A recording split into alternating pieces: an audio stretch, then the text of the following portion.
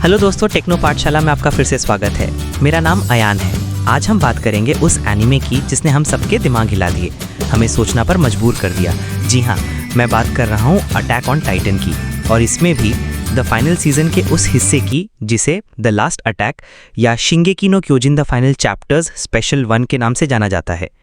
भाई क्या epic episode था। अगर आपने अभी तक नहीं देखा है तो प्लीज़ पहले जाके देख लो, क्योंकि इस स्क्रिप्ट में भर भर के स्पॉयलर्स हैं।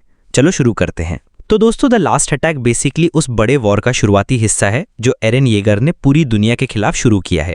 अब तक की कहानी में एरन हमारा हीरो था जो टाइटन्स को मारकर इंसानियत को बचाना चाहता था, लेकिन द फाइनल सीजन आते आते उसने सबको चौंका दिया। उसका एक ही मकसद बन गया, पैराडाइज आइलैंड, यानी कि अपनी कौम को बचाना। और उसके लिए उसने जो तरीका चुना वो था द रम्बलिंग। द रम्बलिंग क्या है? एरन ने द फाउंडिंग टाइटन की ताकत का इस्तेमाल करके पैराडाइज आइलैंड की दीवारों के अंदर छिपे हुए हजारों लाखों कोलोसल टाइटन्स को जगा दिया है। ये कोलोसल टाइटन्स जो एक ज़माने में दीवारों का हिस्सा थे, अब जाग चुके हैं और एरन के पीछे पीछे चल रहे हैं, पूरी दुनिया को पैरों तले रौंदते हुए। उनके रास्ते में जो भी आ रहा है, इंसान, शहर, देश, सब तबाह हो रहा है। एरन का मानना है कि जब तक पैराडाइज आइलैंड के बाहर इंसानियत जिंदा है, तब तक पैराडाइज पर हमला होता रहेगा। इसलिए उसने एक एक्सट्रीम कदम उठाया, पूरी दुनिया को खत्म कर दो। भाई कितना डार्क टर्न है ना। लेकिन दोस्तों, एरन अकेला नहीं है। उसके कुछ पुराने साथी हैं जो अब उसके इस फैसले के खिलाफ खड़े हो गए हैं।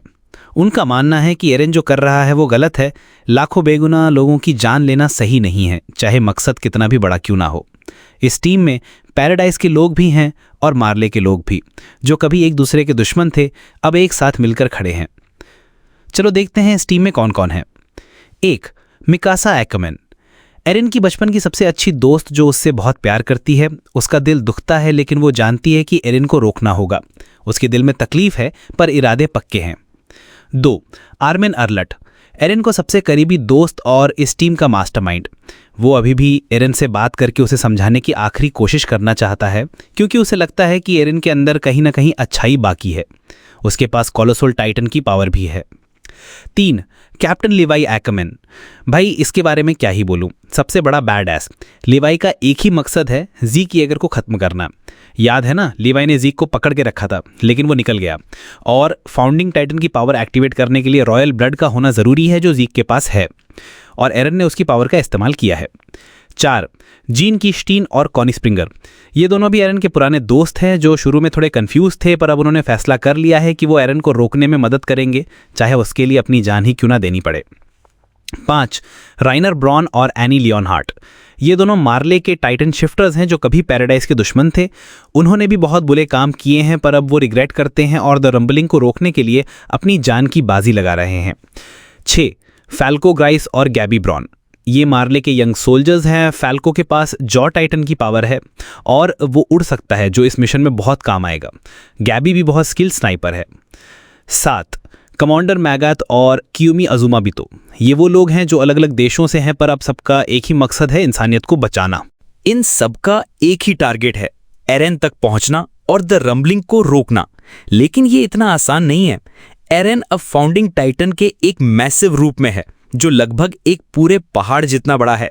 उसका शरीर इतना बड़ा है कि उसमें हजारों टाइटन्स और हड्डियां हैं, और उसके पीछे हजारों कोलोसल टाइटन्स हैं जो जमीन को रौंदते हुए आगे बढ़ रहे हैं। टीम का प्लान क्या है? वो लोग एक एयरशिप यानी एक तरह के बड़े हवाई जहाज से एरन तक पहुंचने की कोशिश करते हैं। उनका मकसद है एरन के फाउंडिंग टाइटन के गर्दन पर लगे उस पॉइंट तक पहुंचना जहां से उसकी असली बॉडी अटैच है। वही उसका कमजोर पॉइंट है, जहां से उसे रोका जा सकता है, जहां से उसे अलग किया जा सकता है उसकी फाउंडिंग टाइटन बॉडी से। भाई ये फाइट एकदम एपिक है। हर कैरेक्टर अपनी जान की बाजी लगा देता है। ये सिर्फ शारीरिक लड़ाई नहीं है, हर कैरेक्टर के अंदर एक जज्बाती तूफान चल रहा है। आर्मिन अपने कोलोसल टाइटन फॉर्म में टाइटन्स के खिलाफ लड़ता है और कोशिश करता है एरन से बात करने की। वो जानता है कि अगर एरन को नहीं रोका गया तो पूरी दुनिया खत्म हो जाएगी। उसकी हर बात में एरन को समझाने की एक आखिरी उम्मीद दिखती है। मिकासा अपनी ब्लेड्स और ओडियम गियर यानी ओमनी डायरेक्शनल मोबिलिटी गियर से टाइटन्स को काट काट के रास्ता बनाती है। उसका हर अटैक एरन को रोकने की तरफ है, पर उसके दिल में अपने सबसे करीबी दोस्त को मारने का दर्द भी साफ दिखता है। लेवी उसकी एंट्री होती है और वो ज़ीक को ढूंढ रहा है जिसे उसे खत्म करना है। लेवी के लिए ये पर्सनल है, उसने अपने सारे साथी ज़ीक की वजह से खो दिए हैं। वो अब भी अपने इंजर्ड होने के बावजूद एकदम फोकस्ड और डेडली है। राइनर, एनी, जीन, कॉनी सब मिलकर लड़ रहे हैं। राइनर अपने आर्मर्ड टाइटन फॉर्म में टाइटन से भिड़ता है। एनी अपनी फीमेल टाइटन फॉर्म में लड़ती है। जीन और कॉनी ओडीएम गियर का इस्तेमाल करके टाइटन्स पर हमला करते हैं। फैल्को अपने बीस्ट टाइटन फॉर्म में उड़ता है और लोगों को बचाता है। उसकी एबिलिटी टीम के लिए एक बहुत बड़ा एडवांटेज है क्योंकि वो हवा में लड़ सकते हैं। गैबी अपनी शार्प शूटिंग स्किल से टाइटन्स को निशाना बनाती है और फैल्को की मदद करती है। दोस्तों, आपको क्या लगता है एरन इतनी आसानी से हार मान लेगा? बिल्कुल नहीं। इस पूरे एपिसोड का हाई पॉइंट तब आता है जब एरन अपने मैसिव फाउंडिंग टाइटन बॉडी से अपने साथी टाइटन्स भी समन करता है। ये टाइटन्स कोई नए नहीं हैं, बल्कि ये प्रीवियस टाइटन शिफ्टर्स की कॉपीज हैं। यानी अब टीम को सिर्फ कोलोसल टाइटन से ही नहीं, बल्कि प्रीवियस टाइटन शिफ्टर्स जैसे वॉरहैमर टाइटन, जिसका एरन ने खुद इस्तेमाल किया था, जॉ टाइटन, आर्मर्ड टाइटन के पुराने यूजर्स की कॉपीज से भी लड़ना पड़ रहा है। एरन इन कॉपीज को अपने शरीर से ही बनाता है और ये एकदम रियल टाइटन शिफ्टर्स की तरह लड़ते हैं। भाई, ये तो एकदम अल्टीमेट चैलेंज हो गया। अब टीम को हर तरफ से हमला झेलना पड़ रहा है। सिचुएशन इतनी टेंस हो जाती है कि लगता ही नहीं कि वो एरन को रोक पाएंगे।